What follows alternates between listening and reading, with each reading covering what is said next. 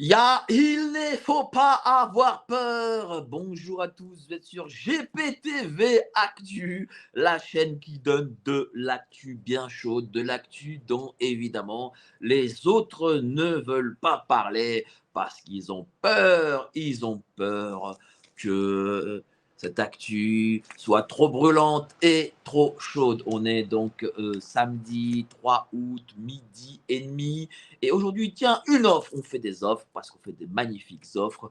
L'abonnement, un abonnement à la lettre de Géopolitique Profonde, est égal à 3 achetés. On vous envoie 3 abonnements achetés. Enfin, pardon, on vous envoie 3 lettres précédentes achetées. Donc voilà, vous prenez un abonnement et vous en recevez 3. C'est notre offre jusqu'à dimanche minuit. Allez-y, vous aurez comme ça de l'information et des sujets traités comme personne n'en traite réellement. Donc voilà, donc vous vous abonnez à fond, allez-y. L'important étant que vous puissiez vous abonner au mieux. Donc on va parler de ça. Regardez ce que je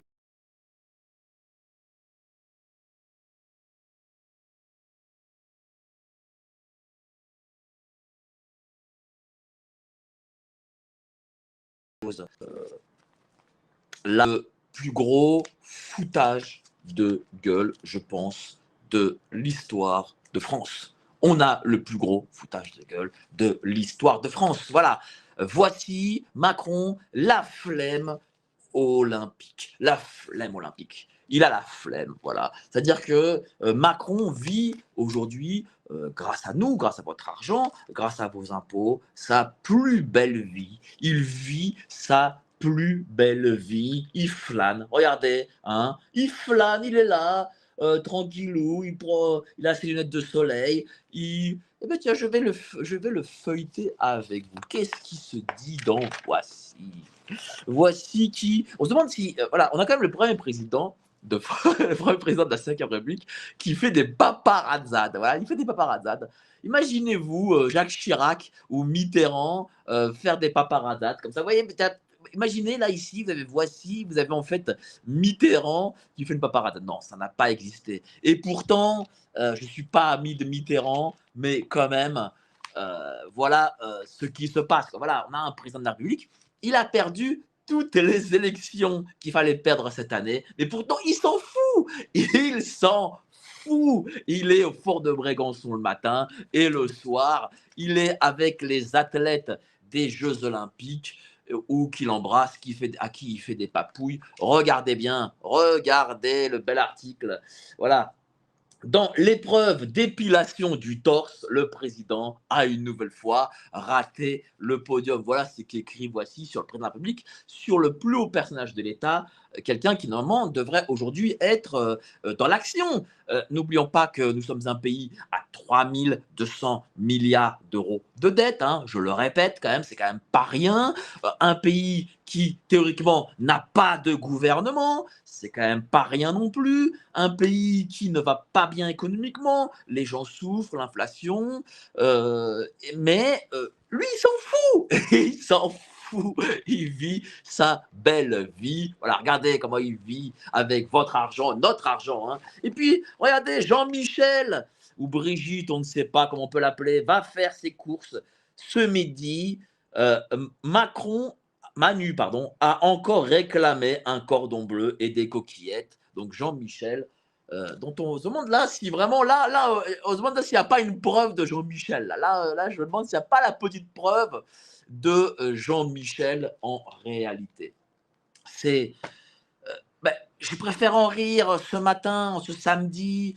C'est quand même plus sympa d'en rire que d'être dans une forme de pessimisme, je veux dire, de tristesse ou de colère ou que sais-je. Qu'est-ce que vous voulez? Voilà, ça va pas changer que je passe des coups de gueule, mais bon, c'est une forme de coup de gueule aussi, hein. Alors, ce matin, il avait prévu de choisir un nouveau Premier ministre, mais c'est bien, c'est ce qu'il a écrit, hein. Mais finalement, il va plutôt faire une balade en bateau et une grille de Sudoku. Voilà, il va faire une petite balade. Voilà, c'est toujours avec votre argent, hein. C'est-à-dire que j'ai parlé il y a 3 jours des 125 millions d'euros de budget de l'Élysée. Évidemment, ça en fait partie, hein. C'est évidemment avec votre argent que le bon président pousse là le bateau, il fait son petit bateau. Regardez le bateau présidentiel, hein, c'est celui-là. Bon, il est sympathique, hein, son gros bateau ne va pas assez vite pour lui. Vexé, il a décidé de dissoudre l'équipage. Bon, voici quand même de l'humour, hein, pour le coup. Et puis, tiens, deuxième page, évidemment. Alors, n'hésitez pas à acheter, voici, ça pourra toujours aider du journalisme. Regardez, là, jet ski, hein, toujours du jet ski. Tous les ans, on a droit à cette photo de jet ski. On voit où est la priorité. Quelle est la priorité du président de la République? Est-ce que la priorité du président de la République, c'est du jet ski, c'est de marcher avec Jean-Michel, c'est de manger ses coquillettes, c'est de faire du bateau? Je me pose la question. Moi, je crois qu'il y a la priorité aujourd'hui, c'est de jouir. On a un président qui jouit. Il jouit et il s'en fout. En fait, je vais vous dire, ces images, c'est une façon à nous de nous faire un doigt d'honneur. Il fait un doigt d'honneur aux Français en disant, écoutez, peut-être que vous me détestez, peut-être que vous voulez plus voir ma gueule, mais j'en ai rien à foutre. Regardez, je continuerai à faire du jet ski, je continuerai à bronzer, je continuerai le soir à venir au JO embrasser les médaillés, à embrasser Teddy Riner, à embrasser avec qui encore? Avec Teddy Riner, il y avait une judokate, Léon Marchand, à me pavaner, j'en ai rien à foutre, car de toute façon, mais d'un autre côté, est-ce qu'on peut lui donner raison? Moi, je veux dire une chose, en y réfléchissant bien, est-ce que je vais lui donner tort? Pourquoi je dis ça? Il perd les élections. Il nous met la misère depuis 7 ans. Il nous fait les cérémonies qui ont été celles que vous avez connues, que vous avez vues et que j'ai commentées. Et pourtant, est-ce que vous avez vu dans ce pays une quelconque révolte, quelque chose qui dise non mais attendez, ce gars-là, il se fout de notre gueule. Ce gars-là se fout. Non, non, rien. Évidemment, l'archevêché fait un petit communiqué, mais bon, c'était pas grand-chose. Les gens continuent à regarder les Jeux Olympiques. D'ailleurs, on a vu les audiences. Hein. C'est à 10, 15, 20 millions de personnes qui les regardent chaque jour. Donc, pourquoi est-ce que cet homme-là, qui fait ce qu'il fait là, sur ses bateaux, sur son jet ski, sur son transat, pourquoi est-ce qu'il ferait autrement? Pourquoi est-ce qu'il ferait différemment? On vit entouré de gens qui, en réalité, soit au mieux sont totalement endormis, comateux ou que sais-je, ou soit en réalité approuvent. Parce qu'ils approuvent. Pour moi, c'est approuvé. Voilà, le peuple, le petit peuple, dont tu dis petit peuple, parce que voilà, il faut quand même arrêter de faire des gens. Et je ne dis pas à ceux qui nous regardent, vous, voilà, vous me regardez, vous êtes des gens qui ont envie de connaître de l'information, qui cherchent de l'information, qui ont envie de savoir ce qui se passe. Vous êtes ceux qu'on voit dans les manifs, qu'on voit dans les collectifs. Donc je ne parle pas de vous. Mais globalement, il faut se dire aussi une chose. Globalement, eh ben, les gens approuvent ça. Les gens sont très contents. Je l'ai mis hier sur Twitter. Qu'est-ce qu'on m'a répondu? Ouais, mais il a quand même le droit de prendre des vacances. Après une année harassante. Ah bah oui, ça il a le droit de prendre des vacances. Hein. De bien belles vacances. Hein. Il peut prendre des vacances sur des jets, il vit sa meilleure vie, hein, je peux vous le dire. Hein. Et il en a rien à foutre de savoir le gouvernement, pas le gouvernement, ou si monsieur, madame finissent la fin du mois, ou si monsieur, madame a des crédits, pas des crédits, s'ils arrivent à remplir leur panier. Ça, c'est hors sujet, ça. Ça, c'est hors sujet. Mais lui encore, moi, j'ai même envie de dire, mais bon, il fait son truc, pourquoi pas? Il voit que devant, il voit que en face, eh ben, c'est totalement atone. Que en réalité, tout ce qu'il peut faire, derrière, il n'y a pas de sanction, il n'y a pas de sanction populaire. Et puis, n'y a pas de tension politique non plus. Vous les entendez, vous, les Marine Le Pen, les Jordan Bardella. Tiens, vous avez entendu Marine Le Pen, Jordan Bardella sur la cérémonie? J'ai entendu par contre, et ça, bon, pourtant je suis vraiment pas son ami, hein, Jean-Luc Mélenchon écrire. J'ai vu Jean-Luc Mélenchon dire qu'il n'était pas d'accord avec la cérémonie. Bon, pourtant je ne supporte pas Jean-Luc Mélenchon, mais lui-même a dit, a eu quelques mots. Bon, bah très bien. Mais sinon, ORN, vous les avez entendus? Non, vous les avez pas entendus. Parce que ces gens veulent être dans l'opposition contrôlée. Et à un moment donné, il faut se dire les choses. À un moment donné, il faut se dire les choses. Il y a une opposition contrôlée que le système a décidé de choisir et ils en sont. Parce que derrière, il n'y a pas d'opposition. L'opposition est au calme. On perd 3 élections. L'État perd 3 élections. Il perd les européennes, il perd le premier tour législatif, il perd le deuxième tour législatif. Et qui est présidente de l'Assemblée nationale? Eh bien, Madame Brown-Pivet, c'est elle la présidente. Qui était la présidente avant les élections? Brown-Pivet, c'est magnifique. Donc, c'est merveilleux. La République. Et tiens, après 3 élections, normalement, on aurait dû avoir un nouveau Premier ministre, un nouveau gouvernement. Et qui est Premier ministre? Qui est au gouvernement? Les mêmes. Ils appellent ça des ministres démissionnaires. Mais sachez une chose, c'est que s'ils veulent être démissionnaires jusqu'au budget, soit jusqu'en décembre, eh ben, ils peuvent l'être. Et voilà, donc on a voté pour des gens et malheureusement, ces gens pour qui on a voté, eh ben, ils sont dans l'opposition. Et vous verrez, et ça, je mets ma main coupée, hein, je vous le dis très sincèrement, qu'il y aura un fameux gouvernement des gens de l'élite du gouvernement, c'est-à-dire d'une forme de droite qui peut être Macron compatible et d'une forme de gauche qui peut être Macron compatible. Et c'est ça que l'on va avoir. Ça prouve que les élections, c'est une vaste fumisterie, même si je pense qu'il faut le faire, histoire de ne pas donner du grain à moudre avec cette fameuse abstention, mais je pense que c'est une vaste fumisterie, il ne faut rien en attendre. Il ne faut rien en attendre, hein. Ça ne sert strictement à rien.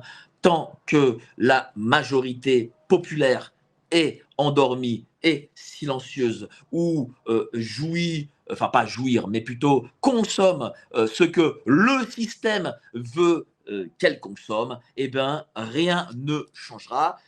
Si, ça changera en pire, évidemment, pas en mieux, hein. C'est-à-dire que vous irez, votre niveau de vie baissera constamment, la France baissera comme ça constamment, jusqu'au jour où peut-être y aura-t-il un réveil populaire, et ce jour-là, eh ben, la France sera au niveau de la Moldavie. Voilà, ce sera la Moldavie, la France, et là, vous vous direz, oh ben merde, c'est bizarre ça, j'étais réveillé, enfin, j'ai ouvert les yeux dans les années 90 et tout. La France était quatrième puissance mondiale et aujourd'hui, là, 30 ans après, je rouvre les yeux et la France est 40e. Donc ce sera ça, ce sera ça. Moi, je vous le dis très sincèrement. Et puis, plus rien n'est à nous. Il y a les autoroutes, les aéroports, la Tour Eiffel, le musée du Louvre. Tout sera, peut-être on appellera musée du Louvre du Qatar, Tour Eiffel des Émirats arabes, Champs-Élysées, Pékin. Enfin bref, ce sera peut-être ça très vite la France. Mais bon, c'est pas faute de notre côté et de vos côtés aussi, chers amis, de l'avoir dit, d'avoir expliqué, d'avoir dit aux gens, mais hey, attention, des choses se préparent, des choses se font au niveau du contrôle, au niveau de la fausse dette qui se crée et de la fausse inflation qui se crée, au niveau de la spoliation de vos actifs, de vos biens de propriété, de ce que vous avez, sur lequel vous avez travaillé toute votre vie durant, de ce que vous avez essayé d'amasser toute votre vie. Eh ben, tout ça, c'est écrit dans un livre qui s'appelle Le Great Reset de Klaus Schwab. C'est par faute d'en avoir parlé constamment, d'avoir fait la promotion, d'avoir fait les émissions, d'avoir dit voilà, il est écrit ceci et cela par le World Economic Mondial, vous ne posséderez plus rien et vous serez heureux. Eh ben oui, vous ne posséderez plus rien et vous serez heureux. Bien entendu, des gens très bien intentionnés qui parfois sont nos proches, hein, parfois sont nos amis ou parfois sont de notre famille et qui nous dit mais non, mais qu'est-ce que tu racontes là? Ce n'est pas possible. Évidemment que tout ça est complotiste et n'existe pas. Évidemment qu'il n'y a pas de projet maléfique et satanique de la part de l'État qui nous aime parce que l'État c'est une providence. Il est là pour nous soutenir et pour faire de nous des gens heureux, des citoyens heureux, parce que tout le monde sait bien que lorsqu'on ne possède rien, lorsqu'on est les poches vides, on est forcément heureux. Hein. C'est pour ça que M. Clochefab a décidé d'avoir les poches pleines et de posséder beaucoup. Et il prend, Clochefab, c'est un peu le Christ, c'est-à-dire, enfin, c'est le nouveau Christ, hein, dans le sens où il prend les péchés du monde, il se les met sur ses épaules et il en fait pénitence. Hein. Donc il a décidé de posséder, d'être riche, de tout avoir pour sauver ce monde. Pour sauver ce monde, bravo Clochefab, d'être vraiment quelqu'un de bien. Hein. C'est pour ça que je prononce votre phrase chaque jour, chaque fois que je fais l'émission, je prononce votre phrase avec votre accent parce que vraiment, vous êtes un type formidable, hein, Clochefab. Et d'ailleurs, je le salue, hein, si vous voulez nous sponsoriser, n'hésitez pas. Mais donc, on répète, on se rabâche, on dit des choses, on explique. Et ce qui est le plus dur quand même, c'est lorsque dans les dîners, on vous dit non mais Mike, quand même, t'as un peu pété les plombs. Hein. Ne crois pas quand même ce que disent les fameux complotistes. Arrête d'écouter les fameux complotistes. Arrête, arrête. Quand même, tu vois bien que nous sommes encore un pays libre, de fermer sa tronche, hein, de fermer sa tronche, ça là-dessus, on est excessivement libre et on est, voilà. Mais alors, je me pose des fois la question, comment on fait pour ouvrir ses yeux? Comment on fait est-ce qu'on ne doit pas attendre un éclatement total, une faillite totale, un effondrement comme ça total? Est-ce que le système ne va pas tomber? Est-ce que le système tombera? Est-ce qu'on attend aussi des chimères, hein? Parce que peut-être qu'en réalité, le système montre des choses qu'en réalité ils sont fausses. Peut-être que les 3 000 milliards d'euros de dette, ça a été calculé pour justement nous imposer cette nouvelle société. Peut-être que voilà, peut-être qu'au final, on nous dira, on apprendra, je ne sais quand, qu'en réalité, les 3 000 milliards de dettes ont été faits exprès pour que le Great Reset soit mis en avant beaucoup plus rapidement qu'il n'aurait dû être. Alors, on me dit, tiens, Mike, tu fais un monologue, tu fais des monologues. Donc évidemment, tiens, j'ai parlé mes 18 minutes, voilà, j'ai parlé mes 18 minutes. L'objectif étant, pendant au moins une petite demi-heure, qu'on puisse, vous et moi, échanger, communiquer, parler ensemble. Donc allez-y, si vous avez des questions, si vous avez des choses à dire, n'hésitez pas, moi je suis là pour répondre. Alors Sylvie Marais me dit dette générale, 6500 milliards d'euros. 6500 milliards d'euros, oui, en effet, 6500 milliards d'euros, parce que voilà, il faut mettre le hors bilan. Alors, Mila Rose dit t'inquiète Mike, le crash financier arrive et là ils seront touchés. Alors, aujourd'hui je me pose cette question. Est-ce que ce crack, en réalité, n'est pas là exprès? Voilà, il n'est pas là exprès, soi-disant. On nous impose ce crack parce que ça fait quand même des années qu'on nous dit il va y avoir un crack. Est-ce que on nous impose pas ça de manière factice pour nous dire ah, attends, là, il y a une crise financière. Oh voilà là. Attention, il y a une crise financière, c'est pas possible. Bon, pour la réguler, chers amis citoyens, et nous sommes vraiment très tristes de vous l'annoncer, mais nous sommes obligés de vous de faire un effort transitoire qui durera 50 ans, évidemment, hein, c'est de vous prendre tant en impôts, tant sur vos assurances vie, tant sur votre compte courant, vous prendre aussi une partie de votre maison, faire une nouvelle loi pour qu'en fait votre maison ne vous appartienne plus, mais qu'elle appartienne dorénavant à l'État. Est-ce que en réalité, tout ça n'est pas totalement factice? Je me pose la question. Je me pose la question parce que là, voilà, je vous ai montré les images là de notre bon Macron. Macron n'a pas l'air triste. Hein. Il n'a pas l'air, il n'a pas l'air de dire oh là là, le premier ministre que je vais avoir, qui c'est? Oh là, je suis très malheureux. Je suis pas bien du tout. Je vais démissionner. Là, les gars, parce que des gens m'ont dit oui, on va pousser à la démission. Si vous ne vous battez pas physiquement, vous ne pousserez pas à la démission. Là, il y a pas un mec qui va c'est pas un mec qui va démissionner, hein. Là je vous le dis, hein. Là le gars il a pas envie de démissionner, là il a envie de continuer, hein. Là il est là jusqu'en 2027. Alors celui qui me dit oui il va démissionner, bon je ne sais pas, hein. Pardon monsieur, je suis confus, j'ai égaré mon briquet. On a aussi tendance à jouer avec le feu. Google, qui est une création de la CIA. L'équipe de Géopolitique Profonde vous donne le meilleur de l'actualité brûlante. Mais en échange, on veut un geste de votre part. Merci de ce geste d'amour, on vous le rendra. Ravi.